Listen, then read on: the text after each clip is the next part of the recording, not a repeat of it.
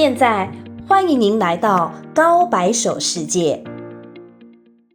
2023년 10월 27일 중국의 경제 전문가 리커창 전 총리가 올해 3월 은퇴 후 겨우 7개월 만에 상하이에서 휴식을 취하던 도중 심정지로 인해 급작스럽게 영면에 들었습니다. 1955년생, 올해 68세였는데 평소 철저한 건강관리와 검진을 받는 중국 최고위층 인사로서 너무나도 황당하고 묘한 시점이기에 수많은 뒷말들이 나오고 있습니다. 리커창 전 총리는 2007년에서 2023년까지는 중국 최고 권력인 중앙정치국 상무위원, 그리고 2013년에서 2023년까지는 국무원 총리를 역임했습니다. 중국에서 총서기, 주석, 군사위원회 주석 빼고는 최고의 위치까지 올라간 굉장히 성공한 중국 정치인 중 한 명입니다. 베이징대에서 법학과 경제학을 전공한 수재였고 행정가로서도 시장경제 위주의 성장, 민영기업 주도의 발전과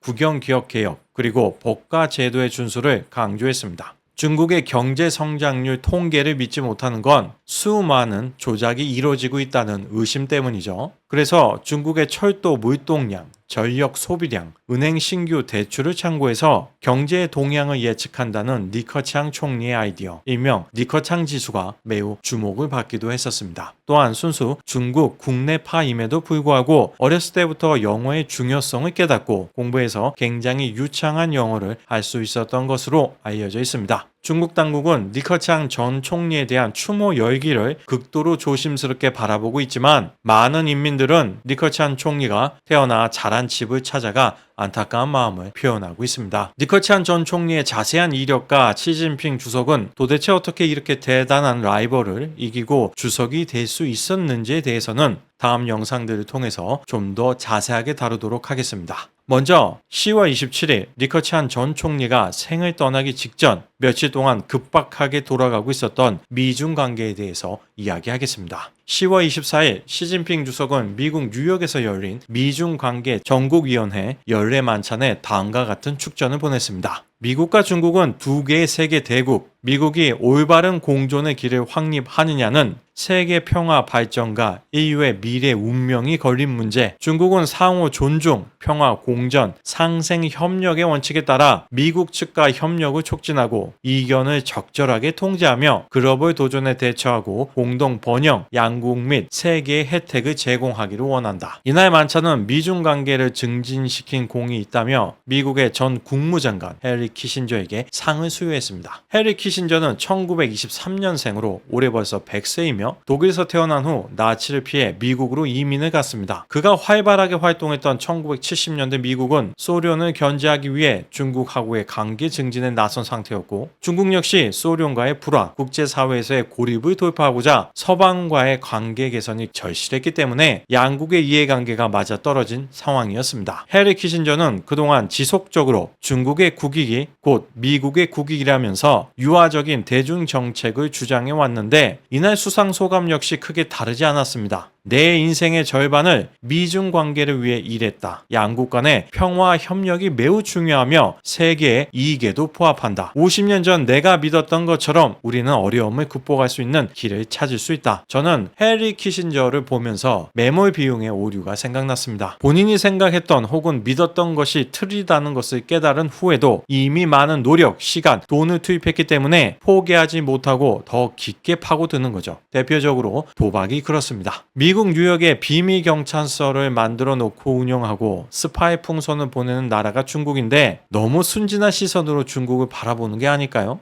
해리 키신저 역시 이제 중국이 더 이상 좋은 친구가 아니라는 걸 알고 있지만 그걸 인정하면 과거 자신의 인생이 부정당하는 것이기에 같은 입장만 고소하는 게 아닌가 싶습니다. 유튜브에도 이런 중국 전문가들이 많습니다. 항상 자신만만하게 중국 경제는 좋다, 최고라며 말하던 사람들이 있죠. 그리고 다음날 10월 25일 엔데믹 이후 처음으로 미국 주지사가 중국을 방문해서 시진핑 주석과 면담을 했는데 이 자리에서 시진핑 주석은 다음과 같이 발언했습니다. 중국과 미국은 세계 2대 경제 대국으로 양자 무역 규모는 전 세계 5분의 1을 차지하는 등 양측의 이해관계는 매우 밀접하게 연결돼 있다. 중미 관계가 오늘날까지 발전하는 과정에서의 성과는 매우 어렵게 얻은 것으로 더욱 소중히 여길 만한 가치가 있다. 중국의 대미 정책은 일관되게 상호 존중, 평화, 공존, 상생 협력을 고수하는 것으로 중국은 이 같은 방향으로 갈 수 있도록 노력할 것이며 미국도 같은 방향으로 향하기 희망한다. 이에 대해 개빈 뉴섬 캘리포니아 주지사는 다음과 같이 화답했습니다. 세계 그 어떤 나라와의 관계도 미중 관계보다 중요한 관계는 없으며 미중 관계는 미국의 미래와 국민의 행복과도 직결된다. 미중 협력은 제로섬 게임이 아니며 이번 방문을 계기로 캘리포니아와 중국 간 교류 협력을 촉진해 양측 국민에 더 많은 혜택을 제공하고 싶다. 미국과 중국의 디커플링은 합리적인 선택이 아니다. 캘리포니아는 지속해서 중국에 신뢰할 수 있는 파트너가 될 것이며 기후변화, 인문학 등 다양한 분야에서 중국과 협력을 강화해 공동발전과 번영을 촉진할 뜻이 있다. 시진핑 주석의 발언은 전날 미중관계위원회 만찬 축사와 큰 차이가 없는 내용이죠. 하지만 또 한 번 표현하기 위해서 미국 주지사까지 불러서 스피커로 이용했다고 볼 수 있겠습니다. 그만큼 중국은 지금 미국과의 관계 개선을 열망하고 있는 것입니다. 개빈 뉴섬 주지사는 민주당 소속입니다. 샌프란시스코 시장도 역임했습니다. 샌프란시스코는 지금 마약과 범죄에 찌든 도시가 된 상태입니다. 제곱미터당 범죄의 지수는 938로 캘리포니아 전체 평균의 11배에 달하며 핵심 쇼핑가인 유니온 스퀘어에는 두세 가게 건너 하나씩 폐업 안내문이 붙어있을 정도입니다. 지난 24년 동안 꾸준히 영업했던 패션 브랜드 올드네이비와 역시 35년 동안 영업했던 고급 백화점 노드스트롬도 유동인구 감소와 치안 불안을 이유로 최근 매장을 폐점했습니다. 쉽게 이야기해서 샌프란시스코는 근 30년 내 최대 위기를 겪고 있는 것입니다. 기업이 많던 특성상 엔데믹 이후 인력 감축, 자택근무제 도입으로 도심 인구는 점점 줄어들고 노숙자가 늘어나고 있었는데 범죄에 대한 처벌마저 제대로 안 하니까 서희양한 상인들은 떠날 수밖에 없는 거죠. 도시 경기가 안 좋아지니 세수가 부족하고 그래서 치안과 공공서비스가 더욱 악화되는 악순환에 빠진 것입니다. 마약은 한 나라를 무너뜨리기 위한 아주 효과적인 무기가 될 수 있죠. 중국도 영국과의 아편 전쟁에서 배운 게 많을 겁니다. 미 행정부는 펜타닐 제조에 쓰이는 원료 물질인 화학 전구체가 주로 중국산이라고 분석하고 있으며 멕시코 마약 미매 집단이 미국으로 마약을 밀반입하고 있기는 하지만 그 원료는 중국이 제공하고 있다는 것이 미국 정부의 판단입니다. 이런 상황에서 현 캘리포니아 주지사이며 샌프란시스코 전 시장이 굳이 중국을 방문해서 스피커 역할까지 했다는 건 그가 과거 중국과 어떤 긴밀한 육착관계를 맺어온 것이 아닌지 의심이 들 수밖에 없습니다. 그리고 10월 26일에서 28일 왕이 외교부장이 DC를 방문했습니다. 국제정세 등 여러 현안들에 대해서도 협의를 했지만 주 목적은 다음 달 11일에서 17일 미국 샌프란시스코에서 열리는 아시아태평양 경제협력체 회의 때 미중 정상회담을 개최하기 위한 것이었습니다. 시진핑 주석은 정상회담을 통해 미국으로부터 제재 완화 등의 선물을 받아 인민들에게 면을 세울 수 있기를 바라고 있으며 그러한 선물을 받기 위해 최근 미국에 연이어 유화적인 메시지를 쏟아내고 있는 것입니다. 미국을 위한 공약도 이미 올렸습니다. 10월 24일 중국 전국인민대표회의 상무위가 리샹푸 국방부장을 낙마시킨 것입니다. 러시아와 불법 무기 거래로 인해 미국의 제재를 받고 있었는데도 불구하고 시진핑 주석은 보란듯이 올해 3월 그를 국방부장으로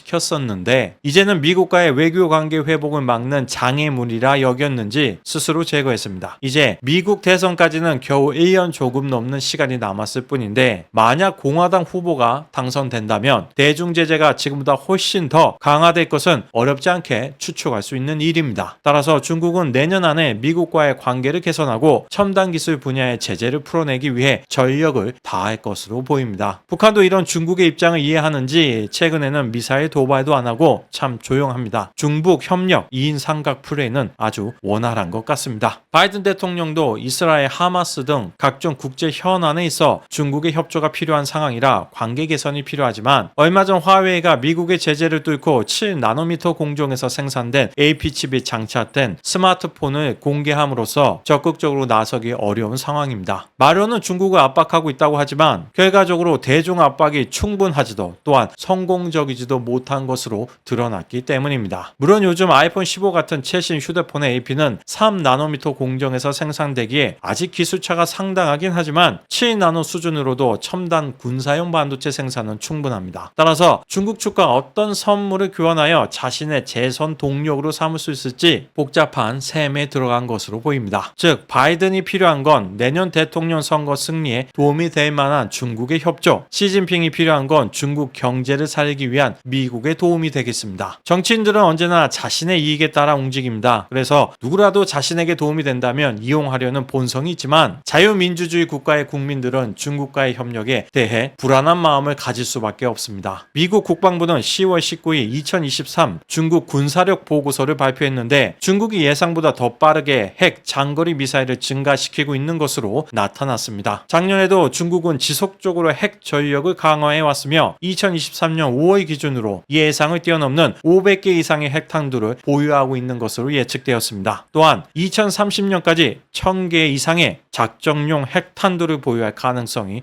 있다고 보고 있습니다. 이에 대해 중국은 다음과 같이 반응합니다. 중국은 핵 방어 전략을 확고히 견지하고 있으며 국가 안보에 필요한 최저 수준의 핵 전력을 유지해왔다. 어떤 나라와도 핵 경쟁을 하거나 핵무기 행사 의사가 없다. 역사적으로 타국을 침략한 사례가 많은 중국을 믿는 사람들은 많지 않을 것입니다. 이제 한국도 핵무장에 대해서 진지하게 고민이 필요한 시기가 도래하고 있습니다. 중국과 북한이 핵을 앞세워 한국을 침략한다면 현재 자력으로는 막을 수 있는 방법이 없기 때문입니다. 정치인들이 자신의 정치적인 이익을 위해 중국의 화전양면 전술에 놀아나며 자국민들의 안전을 등한시하게 되는 것은 아닌지 심히 걱정스러운 요즘입니다. 그리고 미중이 이렇게 서로의 이익을 위해 숨가쁘게 카드를 교환하는 과정에서 10월 27일 리커치앙 전 총리는 갑작스러운 심정지로 세상을 떠나고 말았습니다. 현재 유일하게 시진핑 주석 체제를 무리 없이 대체할 수 있었던 그의 허망한 죽음은 중국과 세계에 어떤 의미를 남기고 있는 것일까요? 오늘 영상은 여기에서 마치겠습니다. 시청해주셔서 감사합니다.